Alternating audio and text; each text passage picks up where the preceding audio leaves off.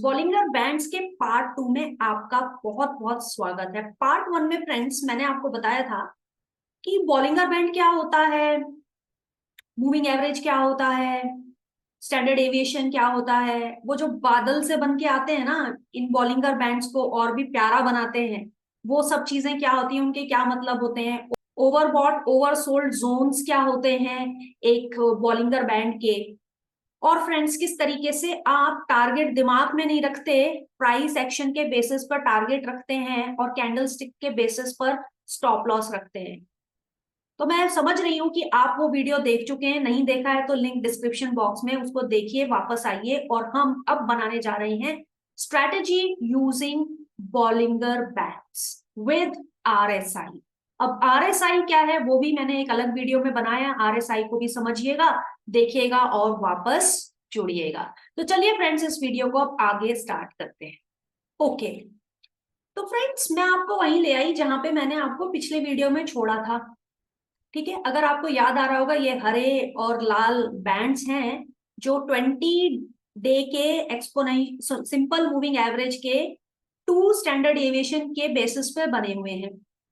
ठीक है, 20 डे का जो मूविंग एवरेज है इस प्राइस का, और ये डाउ जोन्स फ्यूचर्स का चार्ट है जिसके ऊपर हमने काम किया था। तो हम इसमें अब हम जोड़ देते हैं इंडिकेटर में जाकर RSI, relative strength index. Okay friends, मैंने ना कुछ कलर सेटिंग कर ली है RSI की और वो बड़े प्यारे लग रहे हैं अब। ठीक है, ऊपर भी हमारा सुंदर सा बॉलिंजर बैंड बन गया, नीचे भी प्यारा सा RSI बन गया। देखो फ्रेंड्स, आपको ना इनसे ना प्यार होना चाहिए, इन इंडिकेटर से। इन्हें देख के घबराना नहीं चाहिए। जब आप इनको प्यार करेंगे तो ये इंडिकेटर्स भी आपको प्यार वापस देंगे, ये मेरी आपको गारंटी है, क्योंकि ये भी ना फिर आपके साथ ब्लेंड हो जाते हैं।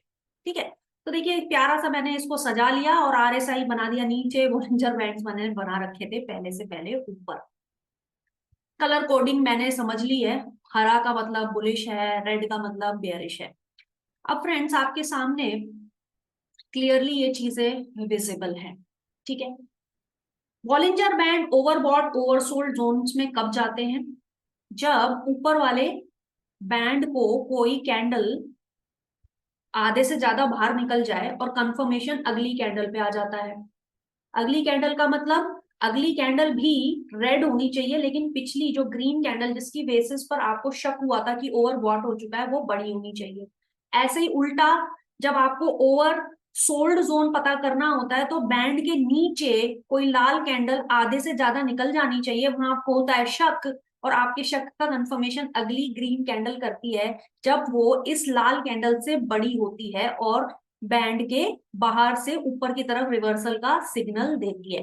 तो ये तो काम होता है आपके बॉलिंजर बैंड्स का। अब ये बॉलिंजर है या बॉलिंगर है, कभी बॉलिंजर बोला जाता है कभी बॉलिंगर बोला जाता है। मैं खुद ही फ्रेंड्स इसमें बड़ी कंफ्यूज रहती हूँ कि इसको मैं कैसे स्पेल करूं, पर आप लोग समझ रहे हैं कि एग्जैक्टली मीनिंग क्या है इसका। फ्रेंड्स नीचे आपका RSI है, RSI भी ऊपर और नीचे के जोन से, ये पीली वाली लाइन है RSI की लाइन, जो कि बताती है ओवरबॉट और ओवरसोल्ड जोन्स। जब भी ये पीली लाइन हरी वाले सीधी स्ट्रेट लाइन के बाहर निकल जाए वहां पे आ जाता है फ्रेंड्स आपका ओवर बॉट जोन। इसी तरीके से ये पीली लाइन जब लाल वाली लाइन के नीचे से काट के उल्टा घूमना शुरू कर देती है तब आप कहते हो यहाँ पे हो गया आपका ओवर सोल्ड जोन।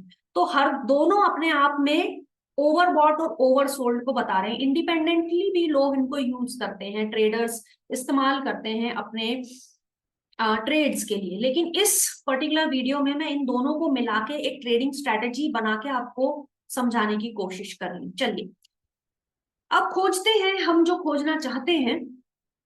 पहले हम पकड़ेंगे बोलिंजर बैंड का ओवर बॉट या ओवरसोल्ड जोन और उसको कंसाइड करके देखेंगे RSI के ओवर बॉट या ओवरसोल्ड जोन के साथ।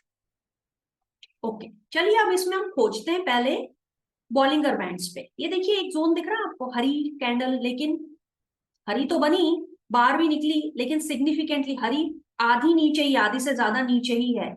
ठीक है, तो एक शक हो रहा है लेकिन यकीन नहीं हो पा रहा हमें अपनी हरी कैंडल से।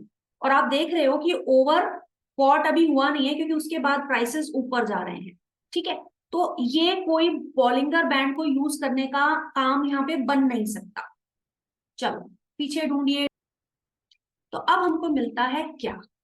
अब देखिए इस जोन में प्राइसेस ऊपर जा रहे थे, ठीक है, पिछले जो प्राइसेस चलते आ रहे थे कहीं भी आप देखोगे, अब ये देख रहे हो आप, यहाँ पे प्राइसेस नीचे गिरने शुरू हुए, ठीक है। एक लाल कैंडल बॉलिंजर बैंड के बाहर बन गई पूरी की पूरी ऑलमोस्ट, उसके बाद एक हरी कैंडल आ गई। क्या हुआ? कंफर्मेशन हो गया मुझको बुलिश ट्रेड का। पुराना अगर कोई सेल ट्रेड बनाया था तो उसमें से निकल गई और अपना मैंने लगा दिया स्टॉप लॉस यहाँ पे, यानी जिस कैंडल के बेसिस पे मुझे ये ट्रेड मिला था उसके लो के नीचे मैंने लगा दिया स्टॉप लॉस और ट्रेड को इनिशिएट कर दिया। कौन सा? बुलिश, क्योंकि ओवर सोल्ड एरिया मैंने आइडेंटिफाई किया, कंफर्म भी करा। स्टॉप लॉस बना हुआ है व्हाइट लाइन पे, देखिए व्हाइट लाइन के साथ क्या हुआ। क्या ये व्हाइट लाइन हिट हुई? इस केस में हिट हो गई, स्टॉप लॉस हिट हो गया। कैसे पता? देखो निकल नहीं पाए थे आप, बॉलिंगर बैंड के बेसिस पर टारगेट भी मैंने आपको बताए हैं। अगर आपने यहां पर ट्रेड इनिशिएट किया था तो निकलना कहाँ था? ऊपर हरे वाले बैंड को काट के जब कंफर्मेशन आ जाए तब वहां तक ट्रेड पे बने रहना था। हाँ भविष्य में तो आया, इस वाले आगे वाले एरिया में तो आपको दिख रहा है, लेकिन आगे थोड़ी पहुंच जाओगे आप प्रेजेंट में। प्रेजेंट में तो प्रेजेंट में ही रहोगे ना। जब यहाँ पे आप निकल नहीं पाए तो फिर ट्रेड में से आप निकल जाएंगे। वो कैसे? आपका हो गया स्टॉप लॉस हिट। कोई बात नहीं, डरना नहीं है, क्योंकि आप तो ट्रेडर हो, आपको आगे भी ट्रेड करना है। अगर इस स्टॉप लॉस के बेसिस पे आप नहीं निकलते तो आपका जो लॉस का क्वांटम होता वो होता ऑलमोस्ट डबल, क्योंकि जब ये इसको तोड़ा तो अच्छा खासा नीचे गया था। आप देख सकते हो डिफरेंस। अगला आपका जो जो प्राइसेस गए वो देखो कहां तक गए। तो फ्रेंड्स इसका मतलब स्टॉप लॉस बनाना बड़ा जरूरी है। टारगेट नहीं मिल पाया, स्टॉप लॉस हिट हो गया, कोई दिक्कत नहीं है। आगे देखते हैं, आगे हम कोई और जगह खोजते हैं जहां पर हमारी ये स्ट्रेटेजी इंप्लीमेंट होगी। फिर से हुआ शक, प्राइसेस ऊपर जा रहे हैं, ओवरसोल्ड हो सकता है क्या? पहली हरी कैंडल छोटी, ये अच्छी खासी बड़ी हरी कैंडल बाहर निकली। अब कंफर्मेशन कब होता है? जब ये लाल कैंडल बड़ी वाली होती, पिछली वाली हरी को एनगल्फ करती हुई। क्या ऐसा हुआ? नहीं, यानी कंटिन्यूएशन ऑफ अप ट्रेंड, ठीक है। अच्छा यहाँ पे देखो, लाल लाल लाल लाल हुई, ठीक है, एक रेड कैंडल, एक और रेड कैंडल, छोटी रेड कैंडल, ये पूरी बाहर नहीं गई है, ठीक है, ये छोटी रेड कैंडल बाहर नहीं गई है लोअर बैंड के। अगर ये बाहर जाती और फिर हरी कैंडल आती तब आप इस पे बाय ट्रेड इनिशिएट करते। ओके, अब जरा नीचे आपका जो आरएसआई है उसको भी देख लो। आरएसआई क्या कहता है? ओवरसोल्ड जोन होगा जहां पे ये जो पीली लाइन है अपने हरे सीधी लाइन के ऊपर निकल जाए। अगर ये कंसाइड कर जाए आपके बॉलिंगर बैंड्स के साथ तब इसका कंफर्मेशन बड़ा स्ट्रॉन्ग होता है, ठीक है। अच्छा, ऐसा कोई जोन ढूंढते हैं हम एक बॉलिंगर बैंड में जहां पर वो ओवरबॉट या ओवरसोल्ड हो रहा है, ठीक है। इस जोन में आपने एक नेगेटिविटी देखी, सेलिंग आ गई, बड़ी बड़ी लाल कैंडल आ गई। आप नीचे आरएसआई को भी देख रहे हो, एक पहली लाल बॉलिंगर बैंड में कैंडल बनी, अगली लाल बनी, ठीक है, लेकिन फिर बनी एक हरी कैंडल। ये हरी कैंडल इतनी बड़ी नहीं थी कि पिछली जो नेगेटिविटी की पहली कैंडल बनी थी उसको कवर कर पाए, ऑल्दो सेकंड छोटी कैंडल को वो कवर कर पाई है। तो कंफर्म थोड़ा सा बायसनेस ना पॉजिटिव हो रहा है एज कंपेयर टू क्या होता कि ये अगली जो हरी कैंडल है बहुत छोटी होती, ठीक ठाक बड़ी है, जो पिछली लाल को कवर कर रही है, लेकिन जो पहली लाल कैंडल आधी से ज्यादा लोअर बैंड को काट के नीचे गई हुई है उसको टक्कर देने वाली नहीं है, ठीक। अब यहाँ पे आ गया रेड कैंडल, ठीक है, जो हल्की सी बाहर निकल रही है, फिर एक छोटी। यहाँ पे आप कंफ्यूजन जोन में, पता नहीं क्या होगा, पता नहीं यहाँ से हमें बाय करना चाहिए कि नहीं। तो बॉलिंजर बैंड देखते देखते आपने नीचे भी देखा, नीचे है आरएसआई, आरएसआई में नजर डालिए। आरएसआई बिल्कुल ओवरसोल्ड जोन के आसपास है और वो ऊपर भी उठने की कोशिश कर रहा है। कैसे वो दिख रहा है? लाल वाले जोन को टच करके एक अटेम्प्ट कर रहा है, दूसरा अटेम्प्ट कर रहा है और फिर वो ऊपर की तरफ जाने लग गया। यानी जो बायसनेस बुलिशनेस की तरफ आपकी बॉलिंजर बैंड की वजह से आ रही थी ना, उसी को सपोर्ट कर दिया नीचे आरएसआई ने। इसको कहते हैं डबल कंफर्मेशन, यानी दो इंडिकेटर मिलके जब एक ही चीज कहते हैं ना, यानी शक पैदा हुआ था आपको बॉलिंगर बैंड्स की वजह से, आरएसआई ने कंफर्म कर दिया, आप पुराने बुलिश बेयरिश ट्रेड में से निकल गए, बुलिश ट्रेड आपने इनिशिएट कर दिया, स्टॉप लॉस आपने नीचे लगा दिया, ये लगा दिया आपने, ये रहा आपका स्टॉप लॉस, और आप इस ट्रेड में बने रहे। कब तक बने रहना है? जब तक कि इंडिकेटर्स आपको अदरवाइज ना कहने लगे। अदरवाइज उन इंडिकेटर्स ने कहां पे कहा, चलिए उसको भी देख लेते हैं। आप इस ट्रेड में बने हुए हो, बॉलिंगर बैंड्स के बेसिस पर ही निकलोगे। यहाँ पे थोड़ा शक हुआ, लेकिन ये हरी कैंडल बाहर नहीं निकली है, चलो बने रहो बने रहो बने रहो। ये हरी कैंडल आधी, यहाँ पे थोड़ा सा डाउट होना शुरू हुआ है आपको, क्योंकि ये दो हरी कैंडल में से अगली कैंडल बाहर निकल गई है। ठीक है, आप क्या कर सकते हो, अब आप सोच रहे हो, नीचे भी देख रहे हो, नीचे भी देख रहे हो आरएसआई में कि क्या वो कट करके वापस घूम गया है? बिल्कुल बिल्कुल। ऑल दो आप देखोगे आगे भी प्राइस एक्शन कंटिन्यू हुआ है, लेकिन अगर आप ये दो सिस्टम अपने दिमाग में रखोगे कि हरी कैंडल निकली, अगली आ गई लाल कैंडल, छोटी, लेकिन नेक्स्ट कैंडल क्या है? बिल्कुल बड़ी रेड कैंडल, जो कि पिछली ग्रीन कैंडल को पूरी तरह से एनगल्फ कर गई है, कंसाइड कर रहा है नीचे भी। आरएसआई भी बिल्कुल ऊपर के हॉरिजॉन्टल ग्रीन लाइन को टच करके उल्टा घूम गया है। लालच नहीं करना, आप इस ट्रेड में से निकल जाएंगे एज पर द सिस्टम। अगर आप सिस्टम फॉलो करोगे तो ऐसे ट्रेड, अभी आपको ऐसा लग सकता है कि ओह अगर मैं इस ट्रेड में बना रहता तो और डबल प्रॉफिट कमा सकता था, लेकिन भैया इंडिकेशन तो क्लियर कट है। जो मेरा नियम है ना, वो तो मुझे कहता है अब संतुष्ट होकर मुझे निकल जाना चाहिए, क्योंकि अगर मैंने इस लालच को कंट्रोल कर लिया तो मैं आगे चल के लॉसेस को भी बचा पाऊं।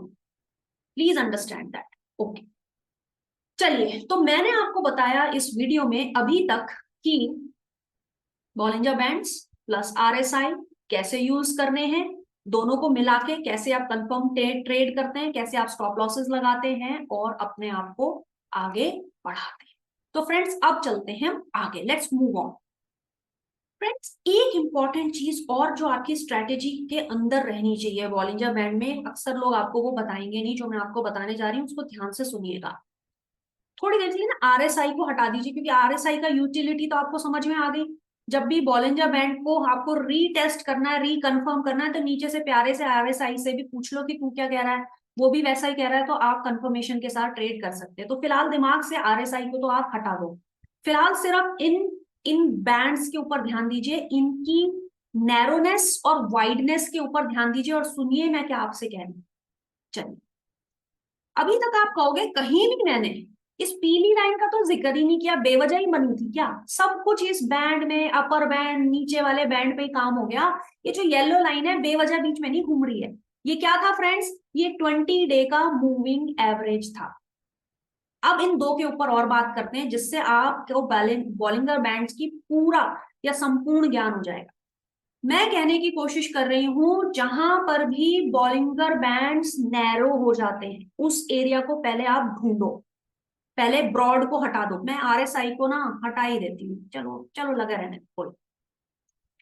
कहीं भी नैरो होते हुए आपको अगर दिखे, यहाँ दिख रहा है नैरो, हाँ, इस एरिया में आपको ये नैरो होते दिख रहे हैं, तो नियम क्या है, जब भी बॉलिंजर बैंड्स नैरो होने लगे, तब या तो ऊपर की तरफ या नीचे की तरफ शार्प मूव आने की प्रोबेबिलिटी होती है उस जगह, क्योंकि बायर सेलर की फाइट तगड़ी हो जाती है, स्ट्रांग हो जाती है। ये रख लिया दिमाग में, चलो इसे टेस्ट कर लें। क्या यहाँ पे हुआ? हाँ, टिक मार्क। ठीक है, हुआ कि नहीं? गिरा, लेकिन शार्पली गिरा, तो आप अलर्ट हो गए। अब भाई देखो, स्ट्रैटेजी बना रहे हो, हर एक ट्रेड सेम पोजीशन पे बनाना बिगिनर के लिए ठीक है, लेकिन भाई मैं जानती हूँ आप धीरे धीरे एडवांस हो जाओगे। एडवांस नहीं हो जाओगे तो अपने उसी स्किल में थोड़े माहिर हो जाओगे, ठीक है, तो थोड़ी ज्यादा पोजीशन पे भी काम करोगे। जब ज्यादा पोजीशन साइजिंग पे आप काम करते हो, यानी पहले 1 लाख रुपए का एक ट्रेड करते थे, अब थोड़ा कॉन्फिडेंस आ गया है, अब आप रेडी हो कि मैं 2 लाख रुपए का भी ट्रेड कर सकता हूँ। इसका मतलब ये नहीं है हर एरा गैरा अच्छा बुरा ट्रेड में ही आपने 2 लाख रुपए लगा दिए, ऐसा नहीं है। तब आप कहोगे कि ठीक है 1 लाख ट्रेड में मैं कंफर्टेबल हूँ, 1 लाख रुपए के पैसे पे मैं जो काम करता हूँ उसमें मैं कंफर्टेबल हूँ, लेकिन कुछ ऐसे ट्रेड्स जहां पर बहुत ज्यादा कंफर्मेशन है, ज्यादा श्योरिटी है और ज्यादा मूव आने की प्रोबेबिलिटी है, तब मैं उन ट्रेड्स में पोजीशन साइज भी बढ़ा के काम करना चाहता हूं। तो अगर आप उस लेवल पे पहुंच गए हैं तो ये जो नैरो जोन्स होते हैं ना, ये आपको अच्छा पैसा बना के दे देते हैं। इस केस में ये टिक मार्क है, क्योंकि नैरो जोन के बाद शार्प आपको क्या दिख रहा है, डाउन मूव। चलो बैक टेस्टिंग की बात है ना, इसको फिर से टेस्ट कर लेते हैं कि कहाँ पे बॉलिंगर बैंड्स आपके नैरो हो रहे हैं, पतले हो रहे हैं। और थोड़ा और नैरो ढूंढते हैं। ये देखो, ये हो गया ना, कितना नैरो हो गया। अपर बैंड लोअर बैंड थोड़ी सी जगह रह गई तो फिर शार्प मूव नीचे की तरफ। ठीक है, बाकी सब नॉर्मल नॉर्मल है। ये देखो, ये हो गया ना बिल्कुल नैरो। इससे पहले क्या था, अच्छा खासा ब्रॉड था, लेकिन अब ये क्या आ गया आपका, नैरो हो गया। तो इसमें मूव किधर आई, इसमें ऊपर की तरफ आई। मूव अब ऊपर की तरफ आएगी कि नीचे की तरफ आएगी, ये है नेक्स्ट क्वेश्चन। मूव आएगी बड़ी, लेकिन किधर, ज्यादा पैसा भी लगा दिया, ज्यादा पोजीशन भी डाल दी, क्योंकि मैंने कहा था कि भैया ज्यादा बड़ी मूव आएगी, लेकिन किधर ज्यादा मूव आएगी, उसके लिए एक बात और ध्यान रखिए। बॉलिंगर बैंड्स अपने आप में काफी बड़ा ज्ञान देता है, संपूर्ण ज्ञान है। वो क्या, अगर ये प्राइसेस, अगर ये प्राइसेस प्राइसेस यानी कैंडल्स पीली लाइन के ऊपर जाने लगे तो मूव ऊपर आने के चांसेस हैं। अगर ये प्राइसेस इस 20 डे की मूविंग एवरेज के नीचे जाने लगे, बॉलिंजर बैंड नैरो होने लगे, तो प्राइस का नीचे जाने के चांसेस ज्यादा है। अगर एक बार में बात समझ आ गई तो ठीक है, नहीं तो पॉज करो, रिवर्स करो और दोबारा सुन लो। अब हम बात करेंगे दूसरी दूसरी स्ट्रेटजीज। वहां पे बनाइए जहां पर आपका जो बैंड है ना ब्रॉड हो रहा है। ठीक है, ये तो नैरो है, छोड़ दो, ब्रॉड की बात करते हैं। ब्रॉड के लिए क्या है फ्रेंड्स, ब्रॉड तब होता है जब उससे पहले नैरो रहा हो। नैरो को तोड़ के, नैरो क्यों थे, रटना नहीं है, क्यों थे नैरो, जल्दी जल्दी बायर सेलर आ रहे थे, लड़ रहे थे। एकदम से थोड़ा सा ऊपर जाता था प्राइस, एकदम सेलर आ गया, एकदम नीचे गया एकदम बायर आ गया। नैरो कोई भी चीज क्यों होएगी प्राइस एक्शन, जब जल्दी जल्दी बायर सेलर आ रहे हैं किसी एक पर्टिकुलर प्राइस लेवल पर, इस वजह से नैरो हो गए थे आप। ठीक है, क्यों फैसला करना चाहता है डाउ जोन्स फ्यूचर्स, जिसका चार्ट आपके सामने है, कि ऊपर जाना है कि नीचे जाना है फाइनली। और जब डिसाइड हो जाएगा, ये जो लड़ाई चल रही है इसमें से कोई या तो विजेता निकलेगा बायर या सेलर, जिस भी साइड चलेगा फिर उसमें थोड़ा लंबे समय के लिए चलेगा। लंबे समय के लिए चलने के लिए बॉलिंजर बैंड्स हो जाते हैं ब्रॉड। यहां हुई लड़ाई, ठीक है, इस जोन में फ्रेंड्स क्या हो रही है, झगड़ा हो रहा है, झगड़ा हो रहा है, झगड़ा हो रहा है। चलो, इस झगड़े का नतीजा किस तरफ निकल सकता है, ब्रेक डाउन हो सकता है। क्यों, जो कैंडल स्टिक्स हैं पीली लाइन के अब नीचे आने लग गई, नीचे गिरेगा, गिर गया, शार्प गिर गया, बहुत बढ़िया गिर गया। बैंड आपके बढ़ने लग गए, बैंड्स आपके हो गए चौड़े, यानी फैसला हो गया। इस वजह से ये बैंड्स हो जाते हैं आपके ब्रॉड। तो जब तक ब्रॉड बैंड का बेसिकली मतलब यही है कि वो जो नीचे की तरफ को जो झुकाव आया है इस केस में, अब ये कंटिन्यू रहेगा। ठीक है, तो उस रेंज को प्ले करने के लिए आप आइडेंटिफाई कर सकते हैं ब्रॉड एरियाज। फाइट हो रही है, इनडिसीजन है, ईदर साइड का बड़ा मूव आने के लिए आप प्ले कर सकते हैं नैरो रेंज। तो नैरो होगा यानी दिस वे और that way, which way is more probable, वो होगा जब आपके प्राइस एक्शन पीली लाइन के ऊपर जाने लगे तो बुलिश, प्राइसेस यानी कैंडल्स आपकी पीली लाइन के नीचे की तरफ जाने लगे तो बेयरिश टोन बनेगा। जब टोन बन जाएगा तो बैंड आपका एक्सपैंड हो जाएगा, अब उसके अंदर ट्रेड करेगा, उसके अंदर चलता रहेगा। तो फ्रेंड्स ये है वो डिफरेंसेस बिटवीन द बैंड्स का ब्रॉडनेस एंड नैरोनेस। तो फ्रेंड्स अब हम बिल्कुल कंप्लीट कर चुके हैं अपनी सारी बात बॉलिंजर बैंड से रिलेटेड। आई होप आपको ये सारी चीजें समझ में आई होंगी। इनफैक्ट मैंने पूरी कोशिश की है फ्रेंड्स कि आप इन एंड आउट समझ लें। मेरा कोई एजेंडा ये नहीं है कि मैं आपको कहूं कि ये रही स्ट्रेटजी, ये लगाया और ये बनाया पैसा, नहीं। इन एंड आउट मैंने आपको बता दिया है। कंसेप्ट क्या है बॉलिंजर बैंड्स का, मूविंग एवरेजेस क्या कह रहे हैं, स्टैंडर्ड डेविएशन इसमें क्या कह रहा है, ओवरबॉट ओवरसोल्ड क्या है, RSI के साथ कैसे जोड़ के अपना डुअल कंफर्मेशन के साथ ट्रेड करें, कंफर्मेशन कैंडल क्या होती है, स्टॉप लॉस कहाँ लगा लें, टारगेट कहाँ लगा लें, बॉलिंजर बैंड्स के बेसिस पे आपको ये तक मैंने बता दिया कि क्या ट्रेड में बने रहें या निकल जाएं। चलिए फ्रेंड्स, अगले वीडियो में मिलेंगे इसी तरीके के यूजफुल वीडियो में। अगर आपको ये बात समझ में आई है आज जो मैंने आपको बताने की कोशिश की है, तो प्लीज इस वीडियो को लाइक कीजिएगा, चैनल को सब्सक्राइब कर लेना, क्योंकि आपके बहुत काम आने वाला है, क्योंकि आगे भी मैं इसी तरीके के इंपॉर्टेंट जरूरी वीडियोस आपके लिए बनाती रहूंगी और आपके साथ कनेक्टेड रहूंगी। तो फ्रेंड्स, टेक केयर।